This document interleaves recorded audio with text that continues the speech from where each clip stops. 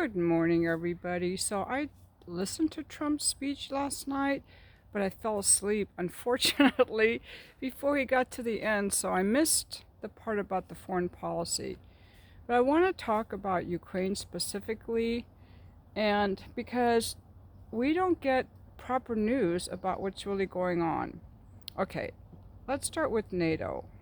And this is just what I picked up and learned, so if I have anything wrong, please correct me in the comments with actual facts. So NATO was formed after World War II to prevent the Soviet Union from going into the area that NATO was protecting, which was the western part of Germany and west. Okay, that was the job of NATO. It didn't even include East Germany or anything to where it is now.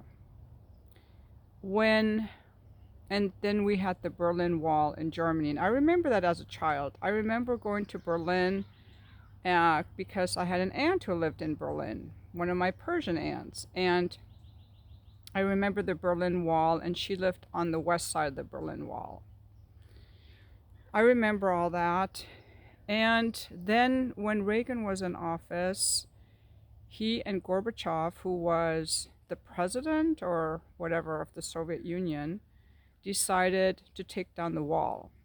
So the Soviet Union disintegrated somewhere along there. They took down the wall, and Germany reunified, which, according to my family in Germany, was very expensive for West Germany because East Germany was a very poor country, and they had to absorb the cost of rebuilding East Germany. When the Soviet wall came down, the Soviet Union disintegrated and collapsed and turned into Russia. NATO had no more reason to exist because the threat of the Cold War was gone. That was a huge turning point. And there was a big mistake because instead of disbanding NATO, becoming friends with Russia, which was now a new type of government and country, they decided to keep the Cold War going. And not only that, they intensified the Cold War. They moved NATO more and more east towards Russia and got into some of the former Soviet territories, which included Ukraine and a lot of these other countries. And NATO started inciting color revolutions and coups. Even now in Romania, they have some people there that overthrew the elections and threw the elected president into prison. So this is still going on. Now, we're told that Ukraine is a democracy. I had a family member who lived in Ukraine, and he told me Ukraine is an extremely corrupt country. I've heard this from other people as well.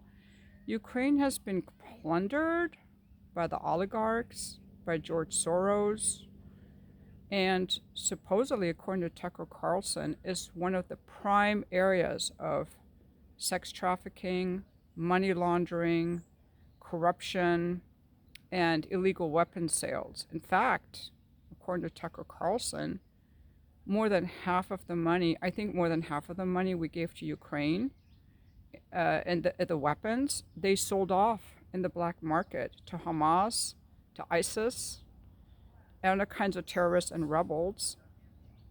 And a lot of the other money that we gave them, Zelensky and his cronies stole and kept.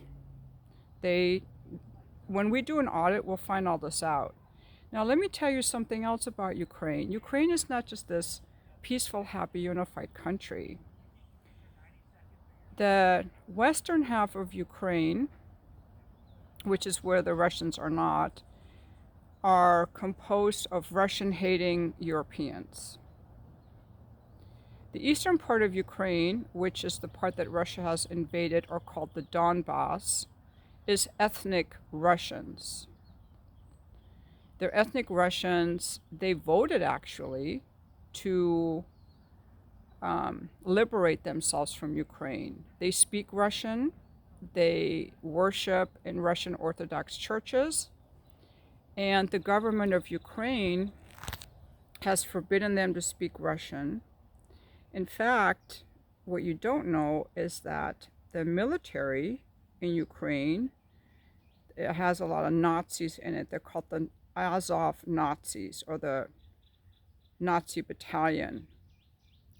They hate the Russian speaking parts of the Ukrainians, the Western Ukraine, so much they actually murdered 14,000 civilians since 2014. There's a civil war in Russia between the Hitler Nazis against the Russians. I don't think people know this. Another thing, Ukraine's elections, they voted in this president named Yogas, I forgot his name. In 2014, the US funded the overthrow of this president and installed Zelensky in 2014. And they call it like a color revolution or something like that. They overthrew him and installed like a Western puppet. And this guy was friendly with the West and started supporting, inciting Russia. The West has had their eye on Russia for a long time. I don't know why. They want to weaken Russia, disband Russia. And the way they sell it to the population is Russia's going to take over all of Europe. If we don't stop them there, they're going to take us over. Remember, that's what they told us about why we had to go into Iraq. Remember that? They used 9/11 as an excuse. They used weapons of mass destruction as an excuse. But there is no indication that Russia has any intention of taking over Europe, nor has the ability. Let's talk about both. Intention. If we look at countries that have colonial ambitions, that are expanding into other areas, NATO and the US come to mind. NATO, which was a defensive alliance, they started a war in Yugoslavia and Libya. It's like, that's offensive. I haven't seen Russia do anything except defend its borders against Western coup revolutions in these countries around the borders. But we're told that's just Russia trying to gain more territory. And second, does Russia really have the ability? I mean, they've been 3 years in Ukraine. They are not even 20% of the way through Ukraine. Their economy is smaller than the size of California. They don't have the money or the military to take over Ukraine, much less all of Europe. And they've shown no indication that that's what they want to do. I haven't seen them do anything other than make treaties. What Russia is actually doing, if you watch, they form BRICS. They're forming alliances. They're trying to have peace and do trade, like China. China hasn't started any wars. Not every country wants to start wars. Some countries just want to prosper and do trade with other countries. At least that's what it seems to me. Now, again, correct me if I'm wrong. Show me where Russia has tried to put their military outside of Russia into Mexico or Canada or South America or China. Have they done that? I don't see any colonial imperialist ambitions. Okay, I think I covered everything. Oh, the mineral deal. The mineral deal, people get so caught up into what Donald Trump is saying. He's a showman. And the politics of old, let me put this down somewhere. The politics of old was reported by the news media, by the legacy media, and it still is. They're just spokespeople for the FBI and the CIA and the propaganda they want us to know. But now we have social media, and so the type of narrative they have to spin, involves a little bit more showmanship. This whole mineral deal is showmanship. It's not a serious thing. It's just part of the showmanship, because Trump, in trying to make peace with Russia, has to convince the American people who've been told for decades that Russia is bad, who've been told for decades that having diplomacy with Russia makes us a Russian puppet, a Russian asset. They've demonized peace. They've demonized Russia with no good reason, But people are brainwashed. They believe it. And so you have to start to get people to realize a new narrative. You have to change the narrative. So they have to make Zelensky look bad in public, in the Oval Office, because he is bad. You have to show it. Now, how do you show it? You come up with this mineral deal idea. If Trump were serious, which he's not, well, I'll tell you why, it would be a further decimation of Ukraine. Ukraine was used as a battering ground for sex trafficking, money laundering, extracting money. Ukraine has been used and abused for so long, and we used Ukraine to try to weaken Russia. We put sanctions on Russia and froze their assets, which, our banks just froze their assets, what makes that lower trust in U.S. financial system, by the way. But Russia hasn't been weakened. They used Ukraine. They funneled NATO weapons into Ukraine and sacrificed close to 1 million Ukrainian men to try to weaken Russia. While we didn't send any of our own soldiers, and neither did Europe. We gave them intelligence, we gave them weapons, we gave them money, we gave them Starlink, but we didn't send any of our own people. And we sacrificed 1 million Ukrainian men. Do you know how many migrants we have escaping Ukraine? How many widows we have? How many children without a father we have? Not only has that country already been poor and run by corruption, but we further decimated it by using it as a proxy war to try to weaken Russia, which is inexcusable. And now you want to take their resources. We used them. We gave them money because we used them. And now we're saying you have to pay us back and we're going to plunder your resources. Are you kidding me right now? Besides, developing those resources would take a decade or more. And by then, a new president will, who knows what they'll do. But the resources thing is a sham show. And I'll tell you why. First of all, Zelensky's term ended in May of 2024. He's no longer the elected president of Ukraine. He refused to hold elections. He installed martial law. He eliminated all of his political opposition, and he eliminated all free speech, and the only media still running in Ukraine is the Zelensky media. The Ukrainian soldiers are trying to flee. Men are not going into nightclubs. They're afraid to go out into public because they're picked up by force and thrown into the front lines, into the meat grinder, as it's called. They've run out of men. And the Ukrainians don't want the war. They just want to live in peace.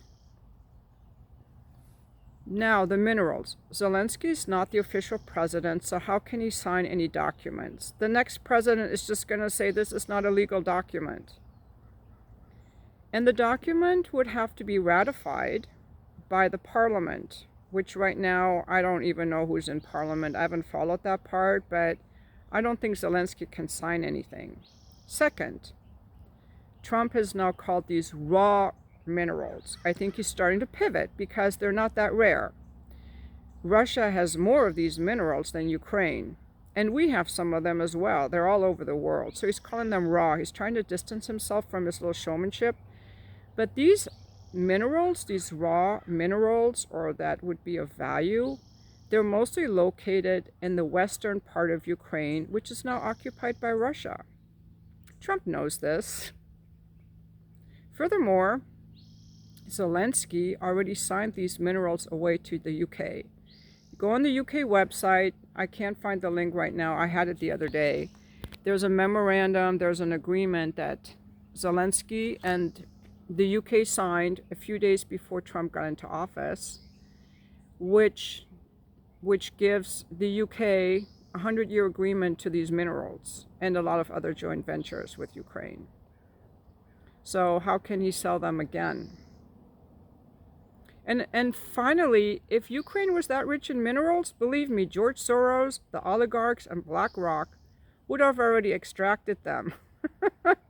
They would have already extracted them because they've extracted everything out of Ukraine that they could already. It's been a plundered state. Like I told you, I had a relative who lived in Ukraine for many years, and he told me how poor it was. Like, the teachers in Ukraine, they're paid so little that even if you're a teacher, you have to have 4 teachers living in like a 1-bedroom apartment to afford the rent, because all the money is stolen by these oligarchs. And now we have good oligarchs here like Elon Musk and Jeff Bezos, but the Ukrainian oligarchs are more like the Soviet Union former oligarchs that Putin got rid of. They're extracting wealth from the country and they don't care about the country. So that's what's going on in Ukraine now. Trump wants to make peace with Russia. And in order to do that, they have to figure out what to do with Zelensky. And Zelensky can't make a peace treaty with Russia because he put something into law that says we can never have diplomacy with Russia. So that would not work. And they need to have new elections. So I don't know what's going to be the next step. Now Britain wants to get involved and have a permanent base in Western Ukraine. So I don't know what's going to happen with that. But don't think that Trump is a peacetime president, because he has to feed the military-industrial complex. He's just pivoting. This is the next point I want to make. They just sent a bunch of 2,000-pound bombs to Israel. And now he's talking about taking over Greenland and the Panama Canal. He said the Panama Canal is ours. But now, where are we going to spend the war money? How is Lockheed Martin and Raytheon going to get their war money? Because Trump is protecting Wall Street and the military-industrial complex. We've talked for a long time about how China is the next war we're going to fight. And he does talk a lot about how China's bad. What did he say yesterday? Shipbuilding. We're going to invest in shipbuilding. China has the most advanced ships. Our ships are pretty old. Our military fleet is pretty old. That's our next step. Commercial ships, but mostly military ships, I am sure. Because they're getting ready to fight a war with China over Taiwan for no good reason other than imperialist ambitions and because we're warmongers, frankly. So that's where the money is. They're going to focus on building ships because the military needs to make money. And the Golden Dome. Don't let the term deceive you. There's nothing golden about it. It's the escalatory dome, because once we build a shield against incoming weapons, that means that we can do a first nuclear strike on a country and they can't retaliate. So what does that mean? That means that they're at higher risk of us attacking them because we can protect ourselves against a counterattack. So it's escalatory in nature. He's escalating. He's escalating in these other ways. By the way, he said the Golden Dome like Israel has. I would hope it would be much better, because Israel's dome is a joke.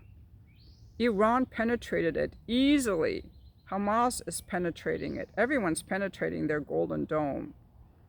The best missile defense system in the world right now is owned by Russia. Russia has it, and they sold it to Iran.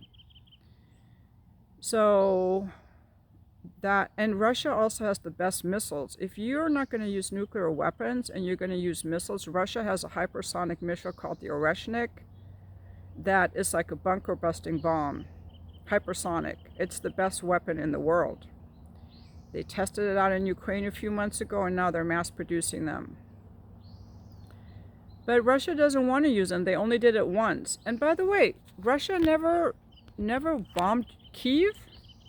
They didn't take out Zelensky. They could have done any of that. I want to talk something else about war.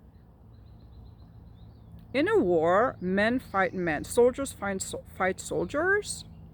And the equipment is used to destroy war infrastructure, like military equipment sites that have to do with the military, the bases, maybe even the power grid and stuff like that. You don't attack civilians. That's the kind of war Russia is fighting. They don't attack civilians. But Ukraine does. Ukraine has been trying to attack civilians, bombing Russian buildings, the same as Israel. Israel is not fighting a gentleman's war. They're attacking civilians in Gaza, killing them, under the excuse that Hamas is under every house, under every tent, hiding behind every baby. Israel has killed tens of thousands of Palestinian civilians, hundreds of thousands perhaps, because they don't know how to get rid of Hamas. What Israel has to do is learn to get along with its neighbors, under like it was suggested on the UN Charter. 95% of the world's population wants a two-state solution. The reason we don't have a two-state solution is because the US is plying Israel with guns. Israel was given that Palestinian land by the United Nations in the 40s, and since then they were not satisfied with what they were given. They started killing off and expanding against the local population and colonialism, which we have done throughout history. We've had colonialism, but the world is no longer okay with colonialism and barbarism and genocide. The world's just not okay with it anymore. So Israel has lost a lot of allies. The world has turned against it. And without the US, Israel would just have to get along with its neighbors, and I think that's a good thing. The problem is, I'll give you some more insights into what's going on over in the Middle East, is that the countries, the Palestinian countries that are all with the Palestinians are ruled by Western installed rulers or by monarchs, which are US allies. So like the population of Saudi Arabia, the people mostly, they're Palestinians, they want a two-state solution. But the monarchs don't. So they use a lot of control to keep their population down, but it's kind of brewing up and it could blow up at any moment. That's why Egypt and Jordan cannot take the Palestinians. First of all, how would you get rid of them? Israel has tried for 3 years to get rid of them, to kill them, to starve them. It hasn't worked. But even if you could, the Egyptians and the Jordanian leaders would lose their position. They'd be overthrown. But the countries around there are very poor due to sanctions and due to the monarchs and the military rule, so they can't really overthrow them, but that's just a hotbed of problems. Now, we're told Hamas are terrorists. Are they terrorists or are they resistance fighters? Now, be a little bit open-minded, because you have to remember that Israel pushed these Palestinians into an open-air camp, put like a fence around them, and controlled their access to food, water, and resources, kept them pretty much in a concentration camp. So Hamas is like the resistance fighting. I'll tell you, if someone came over here and did that to me, I'm sure we would find our own army to resist, the resistance. Just fighting for their freedom. And Israel is just trying to kill them because God told them to kill. Because God told them, according to their book, their fiction, in my opinion, the Old Testament of the vengeful God. The Old Testament has the vengeful God. The New Testament has the loving God. Have you noticed? The Jews only read the Old Testament. The New Testament, they don't believe. A lot of modern Catholics do not even read the Old Testament because it's so hateful. Some Catholics I know don't even read it. They just read the new one, which is all love-based. But their book tells them that they're supposed to own parts of Jordan, Lebanon, parts of Egypt, Syria, and Gaza, the West Bank. And so Israel is not done in their colonial mission, their expansionary mission, and they want to kill and eradicate the civilians. Now, this would have worked fine 300 years ago because we killed off the Indians, like people have done empire building throughout history. But for some reason, it's not working anymore. I don't know why. They should have done this 300 years ago. They would have had all the land they wanted. But they can't do it now. So that's the problem Israel has. So I'm not judging because we've done it. We've built empires too. But it's not working now. So there's a lot of problems happening. And I guess these problems always happen in the past, but we're just reading historical accounts. So Gaza is filled with these civilians, really poor people, um, that are just trying to survive, and Israel has cut off the power. Without power, they can't desalinate the water, so they're trying to starve them, and it's starting to cause some uprising. And I heard the other day that Egypt has 50,000 soldiers on the border with Israel. Like they might be starting like a local war. Another thing, Obama and many countries worked for many years to make a nuclear agreement with Iran. They had the the JCOA or something agreement. Trump came into office, tore it up because Netanyahu wanted him to. Netanyahu wants to bomb Iran to smithereens. That, I don't think the U.S. is going to let him, because Iran has the support, not only the support of Russia, but all of their military stuff is like so deep underground that even bunker busters can't get to it. And when Israel tried to attack Iran a few months ago, last year, they failed. They can't fly into Iranian airspace. Iran has a very strong defense that they built against U.S. possible bombing and invasion. And Iran can cut off the oil supply, and they can bomb our bases and our ships that are right there. So we cannot get into war with Iran, but Netanyahu is pushing for it. Netanyahu has to just learn to get along, keep the land he has, let the Palestinians have their land, and live in peace. I think that Russia and China, and I could be wrong, please correct me, are giving really good examples of how to live in peace, how to prosper and build your economy, build your military as a defensive military, build your economy. Russia's economy has been booming. And get along with other countries like the BRICS are doing. I think that would be ideal for world peace. But, you know, there are a lot of people that don't want peace. They want chaos. They want war. They want destruction. They want to be the leader of everyone. I'm glad we're pulling out of the World Health Organization, which is not about health at all. And I hope we pull out of NATO, because NATO has just gotten us into wars. They're not a defensive alliance. They're a military aggressive force that has caused a lot of destabilization. I'm glad we stopped U.S. aid and all the color revolutions. But don't think that we're done making war, because that's what we do. We are committed as a country to Wall Street, which is very corrupt. I don't believe the stock market shows any real valuations. The military-industrial complex. But on the plus side, we are making a lot of changes in the health system, with Bobby Kennedy being the Department of Health and Human Services. So I'm very happy about that. And getting rid of some of the corruption in the FBI and the CIA, hopefully. So little steps at a time. So try to focus on the positive. So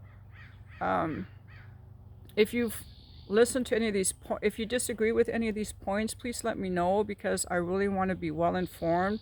And it's really hard to be well informed because I have to listen to hours and hours of geopolitical analysts talking to come up with what I've said here. I listen to the Duran, Dialogue Works, Judge Napolitano, some different people, Mint Press News, Syriana Analysis, Tucker Carlson, I kind of follow here and there, Glenn Greenwald. I think those are like some of the main places. And they interview a lot of different guests from all over the world, stationed in Cyprus, the UK, Lebanon, Egypt, Germany, the US, former military generals. So, but of course they could all be wrong too. They could all be lying, I don't know, or be misinformed. So anyway, thanks for watching my video.